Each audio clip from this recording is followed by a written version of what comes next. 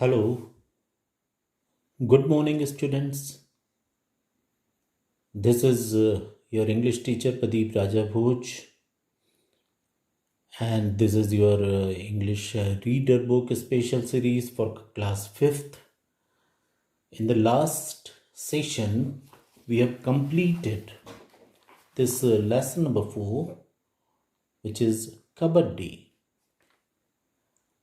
कबड्डी के बारे में मैंने आपको बताया था कि कैसे ये एक ट्रेडिशनल गेम है हमारा, जो गांव देहातों में खेला जाता है।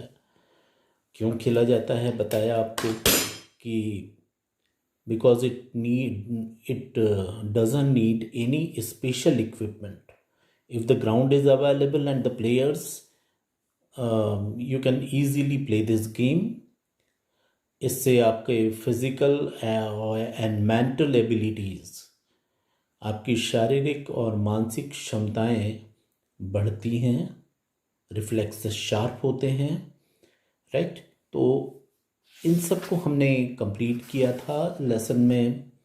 ये मैंने आपसे कहा था कि जो ये ग्लॉसरी है, मतलब जिसमें डिफ़िकल्ट वर्ड्स के मीनिंग्स दिए हुए हैं, ज़रा इसे देखिएगा, लेसन को रीड कीजिएगा और वहाँ पे देखिएगा कि शब्द कहाँ पर आते हैं, राइट। आपने किया होगा, आई एम श्योर। आगे आते हैं, अब इसके एक्सरसाइजेस आज हम करेंगे। ओके, तो लेट अस सी।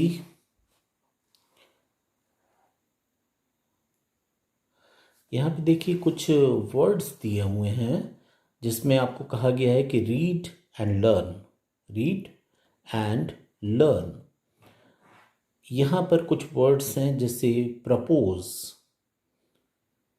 Custom, curious, eager, opponent, strength, reflex, right.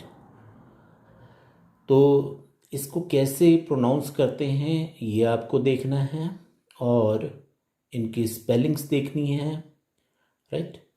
Propose करना, PROPOS, मतलब किसी चीज़ को इनिशिएट करना, राइट। कुछ चीज़ कहना, कोई एक नई चीज़ कहना, इसे प्रपोज करना कहते हैं, राइट। कस्टम, कस्टम होता है जो हमारी ट्रेडिशनल तौर तरीके जो होते हैं, राइट। जैसे सबसे पहले ही वर्ड दिया हुआ है आपके इसमें, आप देख रहे होंगे उसका, an accepted way of doing something. कोई ऐसा तरीका जो परंपरागत तरीके से कोई चीज़ की जाती है तो उसे कस्टम कहते हैं। रीति रिवाज, जिनको हम हिंदी में कहते हैं रीति रिवाज, राइट। जैसे दीपावली आ रही है, दीपावली में दिए जलाना ये हमारा कस्टम है कि घर घर में दिए जलाए जाते हैं, रोशनी की जाती है, राइट। तो ये एक कस्टम है। तो इसी किस्म से और भी वर्ड्स दिए हैं। क्यूरियस, आगे मैं इनके वर्ड के मीनिंग्स भी बताऊंगा आपको, क्योंकि अगली एक्सरसाइज में ये तमाम चीज़ें आने वाली हैं। तो क्यूरियस मीन्स होता है ईगर, किसी चीज़ को जानने की इच्छा रखना, कोई चीज़ किसी के बारे में जिसको कहते हैं कि जिज्ञासा, राइट। तो उसे कहते हैं क्यूरियस। ईगर, क्यूरियस और ईगर मिलते जुलते शब्द हैं तकरीबन। ये भी, ईगर का मतलब होता है बहुत ज़्यादा इच्छुक होना किसी चीज़ के लिए, जानने के लिए, किसी चीज़ को करने के लिए, उसे ईगर कहते हैं। अपोनेंट, अपोनेंट कहते हैं कोई ऐसा व्यक्ति जिसके खिलाफ आप, जिससे आप लड़ाई करते हैं, जिसके खिलाफ आप कोई गेम खेलते हैं, राइट। जैसे दो टीमें होती हैं तो वो एक दूसरे के अपोनेंट्स होती हैं, वो एक दूसरे के खिलाफ खेलती हैं। या जब आप बहस करते हैं किसी से, तो जिससे आप बहस कर रहे होते हैं वो आपका अपोनेंट होता है। स्ट्रेंथ, स्ट्रेंथ का मतलब होता है आपकी शक्ति, शक्ति या क्षमता, राइट, योर कैपेबिलिटी, कि आप किसी चीज़ को करने में कितने पावरफुल है आप, that is your strength. Reflex, reflex एक बड़ा मज़ेदार शब्द है। यूँ समझ लीजिए कि आपका शरीर जब कोई ऐसे काम करता है जिस पर आपका कोई बस नहीं होता। अब आप बोलेंगे कि जैसे आप कोई भी चीज़ आप करते हैं कि मैं अपनी उंगलियां हिला रहा हूँ, राइट, मैंने ये पेन पकड़ लिया, तो ये तब सब चीज़ें वो है जिसे मैं करना चाहता हूँ। मैं करना चाहता हूँ तो करूँगा, मैं इसे छोड़ देना चाहता हूँ तो मैंने छोड़ दिया। यानी इस चीज़ पर मेरा पूरा कंट्रोल है। मेरा ब्रेन मेरे बॉडी के इन फंक्शंस को कंट्रोल कर रहा है। लेकिन ऐसी बहुत सी चीज़ें हमारी बॉडी में होती हैं जिस पर आपका कोई कंट्रोल नहीं होता। आप कहेंगे कि सर ये कौन सी चीज़, ऐसी कौन सी चीज़ें होती जिस पर हमारी बॉडी में होती तो है पर हमारा कोई कंट्रोल नहीं होता। देखिए जैसे छींक आना, स्नीजिंग, जब छींक आ रही होती है तो आप जब चाहें कि मुझे छींक आ जाए तो आपको छींक नहीं आने वाली, और अगर छींक आ रही है और आप चाहें कि आप उसे रोक लें तो आप रोक भी नहीं पाएंगे क्योंकि उस पर आपका कोई कंट्रोल नहीं है, राइट। जैसे बहुत अब ठंड का मौसम आ रहा है, आपने गर्म कपड़े ना हो तो आपके शरीर में एक कपकपी आने लगती है जिसको इंग्लिश में शिवरिंग कहते हैं, राइट। तो ऐसा नहीं हो सकता कि आप बैठे हैं, आपका मन किया कि चलो अब थोड़ा बॉडी में शिवरिंग लाई जाए, नहीं कर सकते आप। या आप सोचें कि जब बहुत ठंड लग रही है और आप कपकपा रहे हो कि ये कपकपी अब बंद हो जाए, तो आपके सोचने भर से वो कम नहीं होने वाली। ऐसी और भी बहुत सारी चीज़ें होती हैं जिस पर आपकी बॉडी की एक्शंस पर आपका कोई जोर नहीं होता। जैसे किसी गर्म चीज़ को अचानक अनजाने में आपका हाथ छू जाए, तो जैसे ही छुएगा आप हाथ एकदम खींच लेंगे पीछे। कोई पॉइंटेड चीज़, कोई नुकीली चीज़ आपसे चुभे तो आप अपने उस बॉडी पार्ट को जिससे वो छू रही है उसको दूर ले जाएंगे, दूर करेंगे, और उसके लिए आपके दिमाग को सोचना नहीं होगा, वो बॉडी अपने आप कर लेगी। कोई गर्म चीज़ अचानक छुला दी जाए आपसे तो आप उससे फौरन बचना चाहेंगे। तो ये रिफ्लेक्सेस होते हैं। तो ये मैंने आपको बताया। अब यहाँ पर देखिए कुछ वर्ड्स दिए हुए हैं। क्वेश्चन में लिखा है, जो आपको डायरेक्शन दिया हुआ है कि fill in the blanks with the suitable words taken from the list given below. यहाँ पर एक पूरी की पूरी वर्ड्स की लिस्ट दी हुई है। उसमें वर्ड्स कौन कौन से? Curious, breath, reflexes, rules and tuning, nearby, eager, occasions, mental, benefit, equipment, fit, strong, held, right. और नीचे यहां पर कुछ फिल ये ब्लैंक्स दिए हुए हैं जिनको इन्हीं वर्ड्स का इस्तेमाल करके आपको भरना है। फाइन, तो चलिए इसे पूरा करते हैं।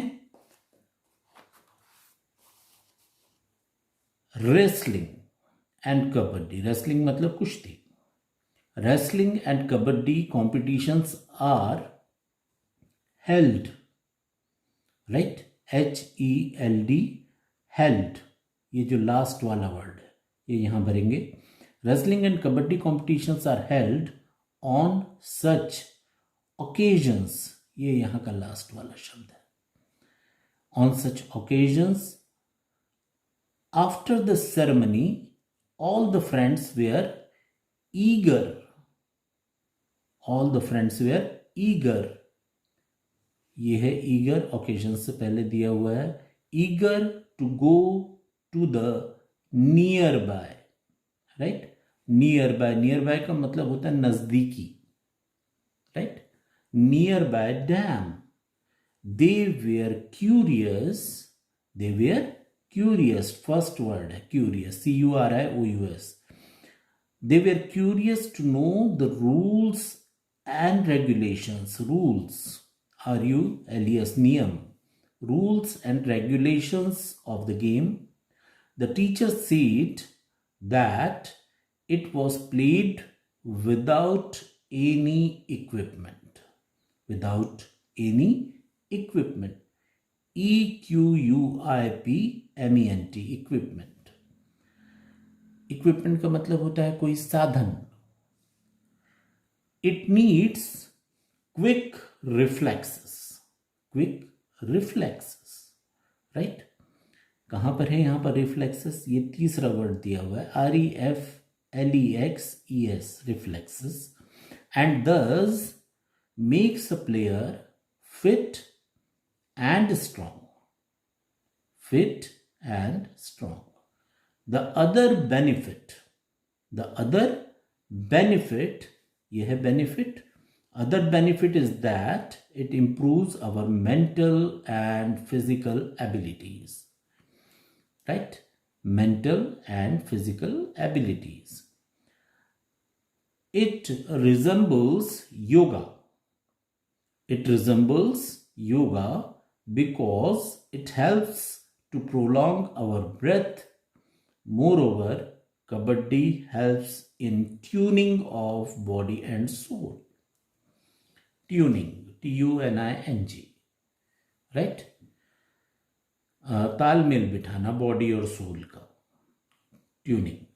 तो ये आपके मैंने ये वर्ड्स थे जो भरने थे, आपने भर लिए होंगे, राइट? अब आते हैं give antonyms of the following words. मैंने आपको पहले भी बताया कि दो शब्द होते हैं, एक सिनोनिम और एक एंटोनिम। सिनोनिम का मतलब होता है समान अर्थ वाले शब्द, यानी समानार्थी शब्द, और एक होता है विपरीत अर्थ वाले शब्द, विरुद्धार्थी शब्द, राइट? एंटोनिम का मतलब होता है जो विरुद्ध मतलब हो, जिसका अपोजिट मीनिंग वाले।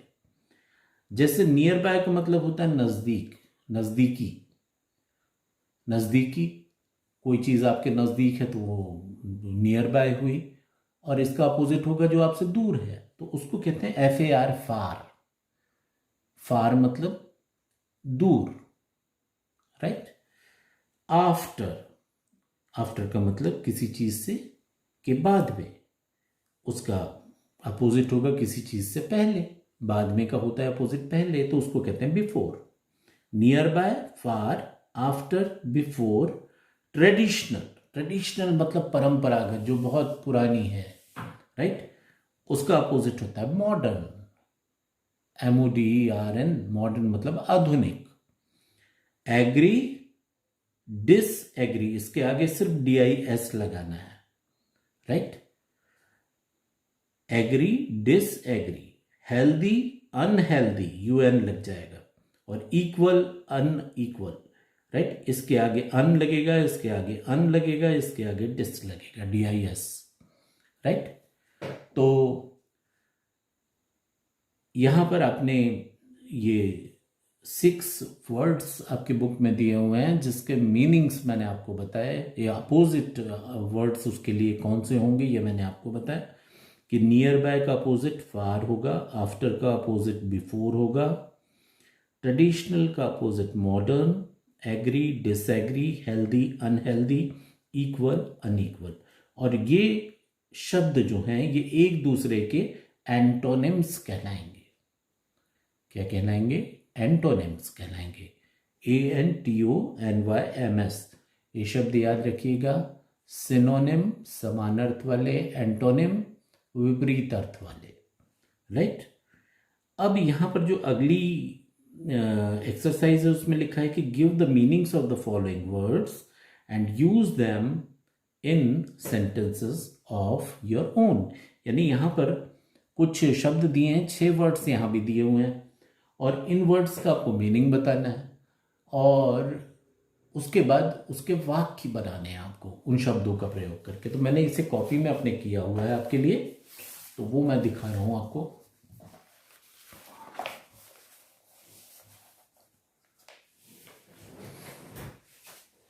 इसे बड़ा किए लेते हैं थोड़ा, ताकि आप क्लियरली देख सकें इसे। ओके, आई होप कि क्लियर हो गए। अब देखिए यहां पे जो वर्ड्स दिए हुए हैं, पहला वर्ड दिया है आपका पार्टीशन। पार्टीशन पार्ट शब्द से बना हुआ है। पार्ट मतलब होता है एक हिस्सा। तो जब किसी चीज को एक से ज्यादा हिस्सों में बांट दिया जाता है तो उसे पार्टीशन कहते हैं। डिवीजन इनटू पार्ट्स मतलब कोई भी एक कोई चीज है, उसके कई सारे हिस्से कर दिए जाए, चाहे एक हिस्सा हो, चाहे दो हिस्से हो, चाहे तीन हिस्से हो, तो उसे पार्टीशन कहेंगे, राइट। तो मैंने इसमें आपके लिए वाक्य बनाया है कि इंडिया वॉज पार्टीशन्ड इन 1947। आपको पता होगा कि हमारे देश का बंटवारा हुआ था और जस्ट आज़ादी के बाद 1947 में तो दो राष्ट्र बने थे, Hindustan and Pakistan, India and Pakistan. तो उसी के लिखा है कि इंडिया वॉज पार्टीशन्ड इन 1947। तो ये वाक्य में हमने पार्टीशन का प्रयोग किया, पार्टीशन्ड ईडी लगाकर, ओके। तो और इसका मतलब भी मैंने बताया कि बंटवारा, इसको किसी चीज़ को हिस्सों में बांट देने को पार्टीशन कहते हैं, है ना। कोई बड़ा हॉल है आपके घर में और आपने बीच में एक दीवार उठा दी और उसमें दो कमरे बना लिए, तो आपने क्या किया, एक हॉल का पार्टीशन कर दिया, ठीक है। अब आते हैं नंबर सेकंड, जो वर्ड दिया हुआ है वो है क्यूरियस। क्यूरियस का मीनिंग मैंने यहाँ पे लिखा है ईगर टू नो और लर्न। ईगर टू नो और लर्न यानी कि जानने या सीखने की बहुत अदम्य इच्छा हो, उसको क्यूरियस कहते हैं, जिज्ञासा कहते हैं। जिज्ञासु कहलाएगा वो व्यक्ति जिस पे ये बहुत ज़्यादा जिज्ञासा है भरी हुई किसी चीज़ को जानने समझने की, राइट। तो यहाँ पर मैंने वाक्य बनाया है इस वर्ड को क्यूरियस को लेकर, I am curious about the stars. कभी रात में अगर आकाश को देखें तो ऊपर टिमटिमाते हुए तारे नजर आते हैं, ट्विंकल करते हुए, और हम सबके मन में, हमारे दिमाग में ये सवाल उठता है कि ये स्टार्स क्या हैं, कितनी दूर हैं, वगैरह वगैरह। तो ये जो हमारे दिमाग में सवाल आते हैं ये हमें क्यूरियस बनाते हैं, यानी कि हम उन स्टार्स के बारे में और ज़्यादा जानना चाहते हैं, राइट। तो इसी को कहते हैं क्यूरियस। अब आते हैं, अगला जो थर्ड नंबर का वर्ड दिया हुआ है आपकी किताब में वो है अपोनेंट। OPPONENT। अपोनेंट अपोजिशन से बना हुआ शब्द है अपोनेंट, राइट। किसी के विरुद्ध खड़ा होना, कोई ऐसा व्यक्ति, a person against which one argues और प्लेज और फाइट्स। कोई ऐसा पर्सन, यहाँ पे मैंने सिर्फ पर्सन लिखा है लेकिन वैसी कोई टीम भी हो सकती है, वैसा कोई देश भी हो सकता है जिसके साथ आप बहस करें, आर्ग्यू करें, जैसे वकील बहस करते हैं।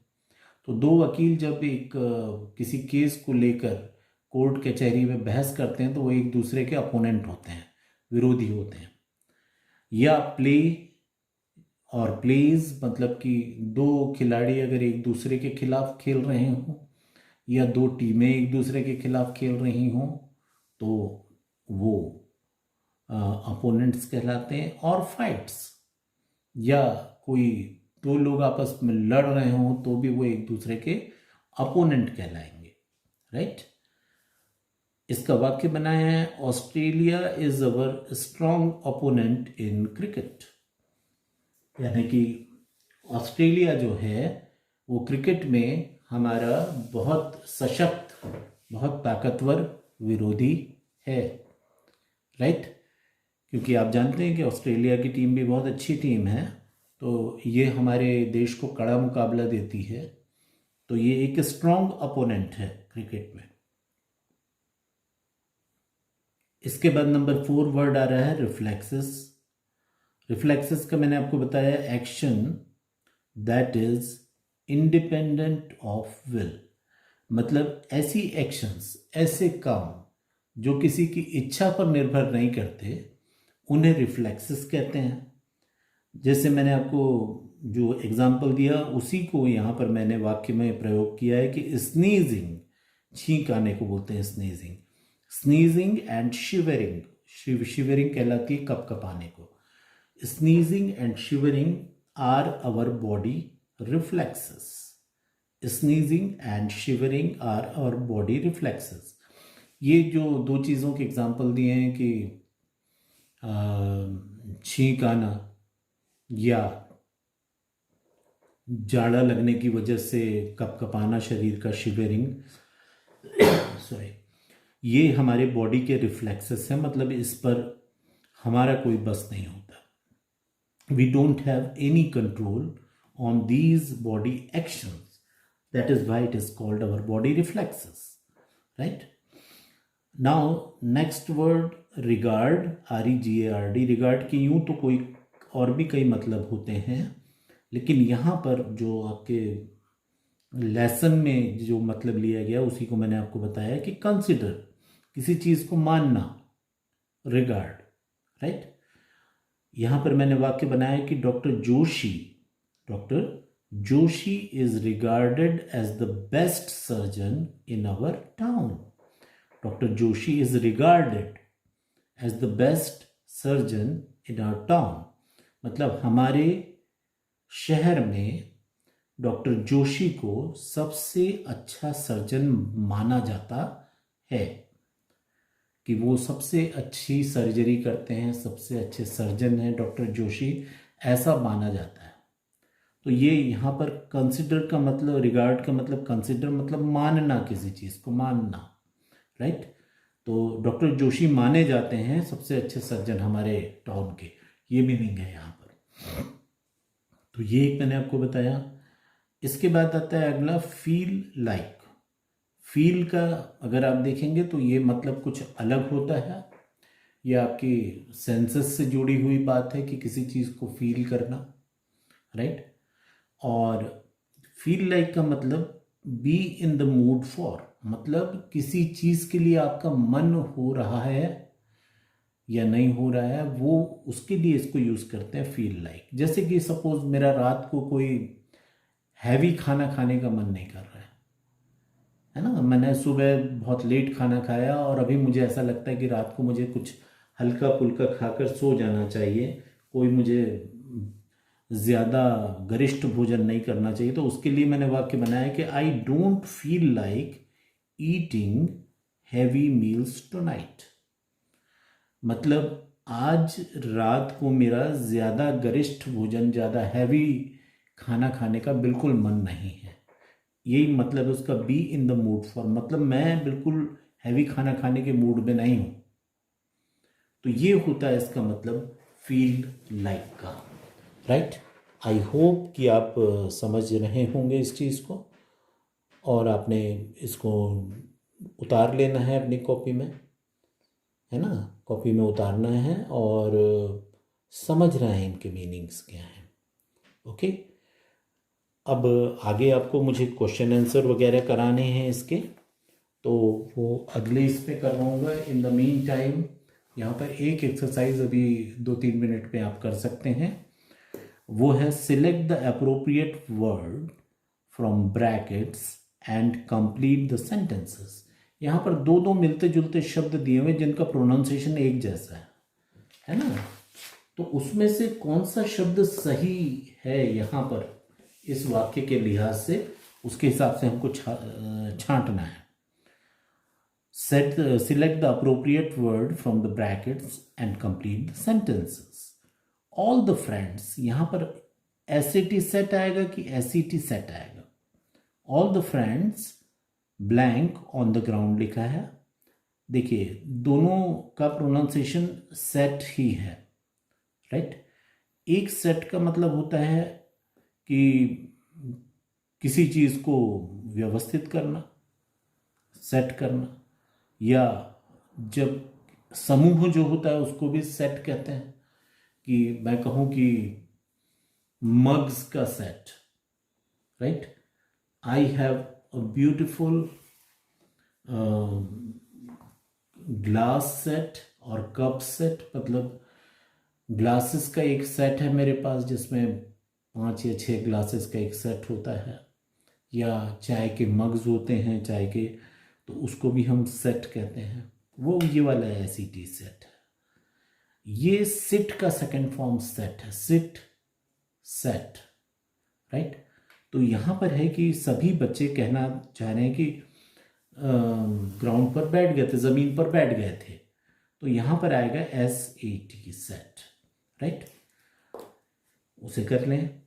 दूसरा है the man went to a, एक है SALE और एक है SELL। ये जो SELL सेल मतलब किसी चीज को बेचना, और ये है वर्ब, और ये है SALE सेल।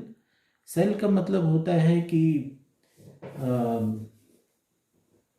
किसी चीज के बदले, राइट, कोई चीज देना, राइट, SALE सेल। तो अक्सर दुकानों में सेल लगी होती हैं, आपने सुना होगा SALE सेल, कि जिसमें ये एक प्रोसेस है, राइट, जिसमें आपको कुछ डिस्काउंट्स दिए जाते हैं, Diwali sale, new year sale, right. दोनों का प्रोनाउंसिएशन एक ही है, यहाँ पे SALE सेल आएगा। The man went to a sale, मतलब कहीं पर बहुत बड़ी सेल लगी हुई थी, मतलब चीज़ें बहुत सस्ते दामों में दी जा रही थी, उसको सेल कहते हैं। अब आते हैं अगला, ये अक्सर इसमें गलतियां होती हैं। शी वॉन्ट्स सम स्टेशनरी, एक है NARY और एक है NERY। यहाँ पे पहला वाला स्टेशनरी मतलब होता है कि ऐसी कोई चीज़ जिसको चलने के लिए डिज़ाइन ना किया है, जो एक जगह से दूसरी जगह मूव नहीं करती, उसको स्टेशनरी कहते हैं। और उसका स्पेलिंग होती है STATIONARY, स्टेशन से बना है स्टेशनरी, राइट। और दूसरे का होता है स्टेशनरी NERY। सिर्फ ए और ई का फर्क है, देखिए कितना अंतर आ जाता है। इस स्टेशनरी का अर्थ होता है कि लिखने पढ़ने के लिए जो चीज़ें प्रयुक्त होती है, जैसे पेन, कॉपी, पेंसिल, ये सब स्टेशनरी का सामान कहलाता है, राइट। कॉपी, पेजेस वगैरह जो आप किसी दुकान में जाते हैं तो लिखा रहता है कि book shop and stationery, book and stationery shop, तो ये होता है NERY, स्टेशनरी। इसीलिए मैंने यहाँ पर, तो शी वॉन्ट्स सम स्टेशनरी मतलब उसे कुछ लिखने का सामान चाहिए, तो ये कहना चाह रहे हैं, तो ये वाला आएगा NERY, right. Number 4, I have seen, SCENE और SEEN, seen. I have seen the movie, right. इस सीन का अर्थ होता है दृश्य, SCENE, राइट। और ये जो सीन है ये नाउन है, और SEEN सीन, ये सी, सॉ, सीन, यानी SEEC यानी SEEC, देखना, इसका थर्ड फॉर्म है सीन, राइट। तो ये लगेगा यहाँ पर कि आई हैव सीन द मूवी, मतलब मैंने फिल्म, मैं वो देख चुका हूँ, आई have seen the movie, right. तो ये मैंने आपको यहाँ तक करवाया, और कल यानी कि नेक्स्ट आपके सेशन में मैं ये 7 क्वेश्चंस दिए हुए हैं, इसके आपको आंसर लिखवाऊंगा मैं। इन द मीन टाइम इनको पढ़िएगा, और बुक में लेसन को रीड लगातार करना है। आपकी क्लासेस जिस दिन ना भी हो रही हों, दूसरे सब्जेक्ट के वीडियोस डाले जा रहे हों, मगर जो बुक रीडिंग का काम है उसे आपको रोकना नहीं है, राइट, ताकि आप इसके रेगुलर टच में रहें, और खुद अपने मन से कुछ एक्सरसाइजेस करने की कोशिश करनी है आपको। Okay, so I wish you all the best, और मिलते हैं अगली क्लास में, फिर करेंगे question and answer. Bye for now, see you then.